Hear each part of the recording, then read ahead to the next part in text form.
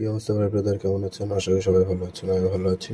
So আজকে off day, ছুটির দিন, অফিস নেই। তো এই ঈদকে ঘিরে যাচ্ছিলাম একটা ছোটোখাটো ব্যবসা করতে। ব্যবসার জন্য আমি মূলত হচ্ছে উত্তরা এবং হচ্ছে মিরপুরে যাব। সো আমার যেটা টার্গেট, ড্রপ শোল্ডার নিয়ে কাজ করা।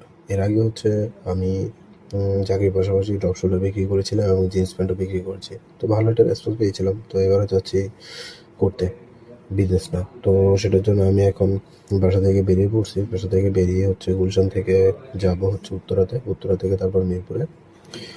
সো ড্রপ শোলটা দেখবো, যদি ভালো মনে হয় তাহলে হচ্ছে নিব। যেহেতু ফুটপাতে সেল করবো, তো আমাকে আসলে ভালো প্রাইসে নিতে হবে। ভালো প্রাইসে না নিলে আসলে বিক্রি করতে পারবো না। যেহেতু ফুটপাতে আসলে সবাই কেনাকাটা করে না, যারা ভালো প্রোডাক্ট দেখে চিনে তারাই মূলত কিনে থাকে। তো আমাকে ওই ধরনের প্রোডাক্ট নিতে হবে যেন আমি 400-500 এরকম বিক্রি করতে পারি। আমার কেনা যদি 200 পড়ে, আমি যেন 200 প্রফিট করতে পারি বা 300 প্রফিট করতে পারি, বা হচ্ছে আমি 150 প্রফিট করতে পারি। ওইটা বেস করে হচ্ছে আমাকে প্রোডাক্ট নিতে হবে।